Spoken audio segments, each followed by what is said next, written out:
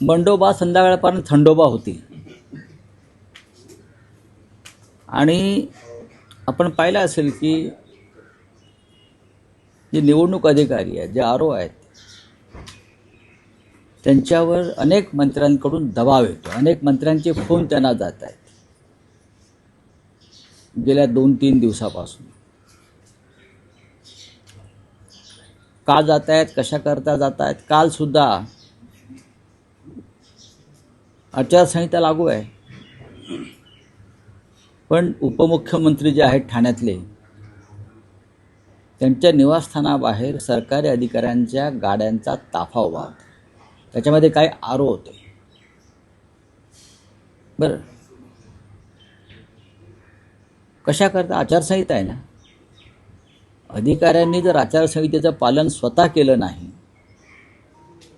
तर त्यांनी उमेदवारांना आणि जनतेला कोणत्या आधारावर ते सांगतात की आचारसंहितेचं पालन करा? हे सगळे आरो आहेत, त्यांचा फोन रेकॉर्ड तपासला पाहिजे निवडणूक आयोगात. त्यांना कोणत्या मंत्र्यांचे कधी फोन गेले, डेप्युटी CMचे कधी फोन गेले, आणि त्यानुसार कोणते उमेदवारी अर्ज हे बाद केले, उमेदवारांनी माघार घ्यावी यासाठी आरोच्या माध्यमातून दबाव आणले जात आहे. राहुल नार्वेकरांचा विषय हा अत्यंत गंभीर आहे. जरी त्यांनी काल मला उत्तर वगैरे काय म्हणतात ते दिलं म्हणतात, बरोबर ना? ते काय मला उत्तर देणार? काय देणार? शिवसेनेतूनच त्यांचा प्रवास सुरू झालेला आहे, आम्हाला माहिती आहे. CCTV फुटेज काढा 30 डिसेंबरचं 4 वाजल्यानंतरचं CCTV फुटेज काढा. माझ्या माहितीप्रमाणे 4 नंतरचं CCTV फुटेज हे गायब केलेलं आहे. CCTV फुटेज गायब कसं होतं? विधानसभा अध्यक्षांचं कसं होतं? भूषण गगराणी हे पालिकेचे आयुक्त आहेत, तेही या कट कारस्थानामध्ये सामील झाले आहेत का? आणि मी कशाला म्हणतो, निवडणूक आयोगाने चौकशी सुरू केलेली आहे, पण चौकशी सुरू झाल्यावर या प्रकरणात ज्या विधानसभा अध्यक्षांनी धमक्या दिल्या आहेत उमेदवारांना विरोधी पक्षाच्या, CCTV फुटेज गायब होत आहे. ही यंत्रणा यांची.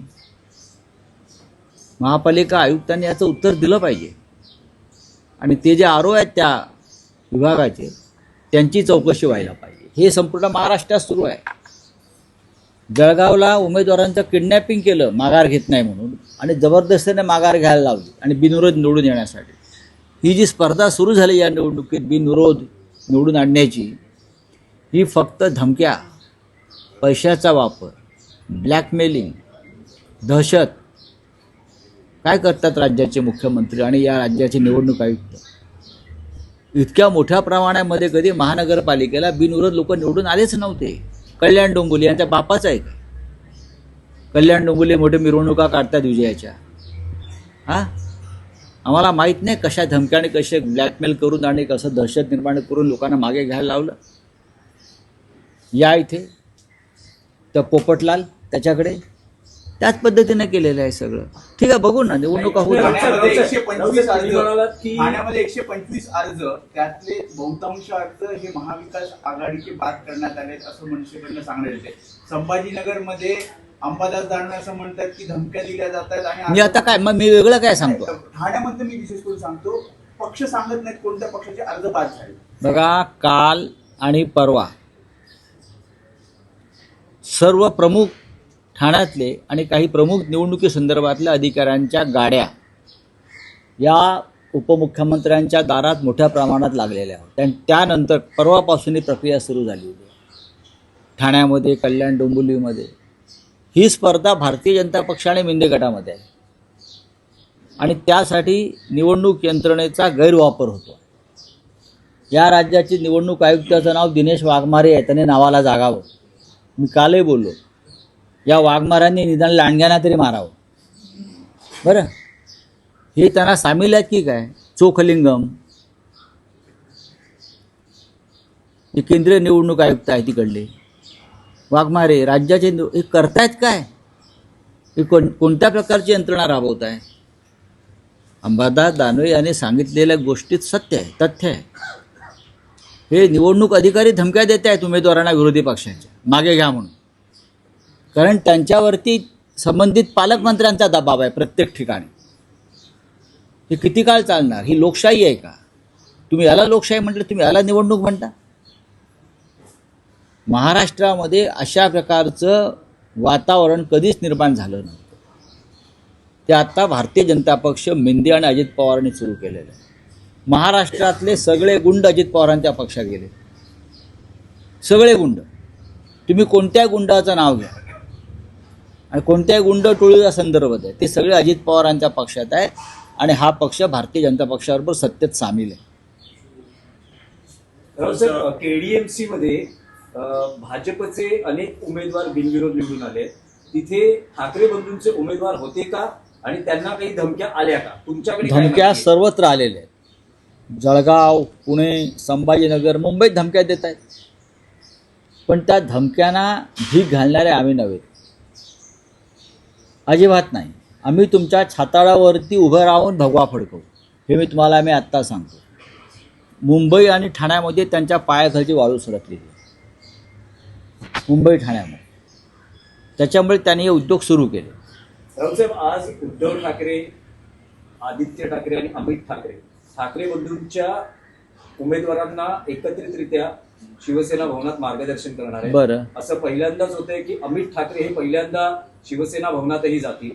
तर त्या निमित्तानं काय सांगा? आनंदाची गोष्ट आहे. 4 तारखेला सन्मान्य राज ठाकरे सुद्धा शिवसेना भवनात येत आहेत. वचननामा, जो संयुक्त वचननामा आम्ही प्रकाशित करतो आहोत, त्या संदर्भात काल उद्धवजी आणि राजसाहेबांमध्ये चर्चा झाली प्रदीर्घ काळ. त्यानंतर 4 तारखेला शिवसेना भवनामध्ये वचननाम्याचं प्रकाशन आहे आणि माननीय राज ठाकरे शिवसेना भवनात त्यासाठी उपस्थित राहतील. ही सगळ्यांसाठी, आमच्या सगळ्यांसाठी आनंदाची गोष्ट आहे. साधारण किती वर्षांनी राज ठाकरे शिवसेना भवनात येतील? त्यांना परवा हा प्रश्न विचारा तुम्ही. शिवसेना भवन हेच वचननामा जाहीर करण्यासाठी शिवसेना भवन हेच ठिकाण का निवडलं? प्रेस कॉन्फरन्स तर ब्ल्यू सीला झाली. शिवसेना भवनासारखी प्रेरणादायी जागा दुसरी या महाराष्ट्रात आहे का? जिथे बाळासाहेब ठाकरेंनी, हिंदुहृदय सम्राटांनी, शिवसेना प्रमुखांनी इथे बसून अख्ख्या महाराष्ट्राचं राजकारण केलं, मराठी माणसाच्या न्याय्य हक्कासाठी संघर्ष केला, त्यात राज ठाकरेसुद्धा सहभागी होते बराच काळ. त्या जागेशिवाय दुसरी कोणती जागा आमच्यासमोर दिसत नाही. आणि जिथे शिवसेना भवन आहे तिथे आता मनसेचा उमेदवार लढतोय ना. अरे विचार काय करताय? मी सांगतो ना. मोहन भागवत म्हणताय ज्या ठिकाणी तुम्ही राहता त्या ठिकाणची भाषा तुम्हाला आली पाहिजे. मग मोहन भागवतांना सांगा, बोला मराठीत बोला. त्यांना कधी मराठीत बोलताना ऐकलंय का तुम्ही जास्त? बोला ना मराठीत. नाव भागवत आहे ना तुमचं. मग राष्ट्रीय स्वयंसेवक संघाचं हेडक्वार्टर, मुख्यालय जर नागपुरात आहे, त्यांनी त्यांचा सगळा कारभार मराठीत केला पाहिजे. तुम्ही जा त्यांच्याकडे, हिंदीमध्ये बोलतात.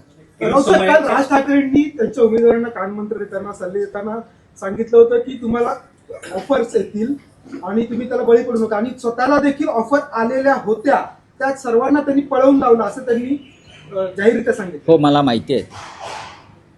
मला ही सगळ्या पडद्यामागच्या पटकथा मला माहिती आहेत. कोणाच्या ऑफर होत्या? कोणाच्या ऑफर्स होत्या राज ठाकरे? कशाला सांगायला पाहिजे? मराठी माणसामध्ये फूट पाडण्यासाठी सगळ्या पद्धतीचे प्रयत्न केले, पण राज ठाकरे साहेब हे अत्यंत ठाम राहिले की मराठी माणसामध्ये यावेळेला कोणती फूट पडू देणार नाही. उद्धव आणि राज ठाकरे यांचं जे ऐक्य आहे, ही जी एकी आहे, त्याच्यामुळे विरोधकांच्या पोटामध्ये, भाजपच्या पोटामध्ये, मिंद्यांच्या पोटामध्ये गोळा आलेला आहे. चला,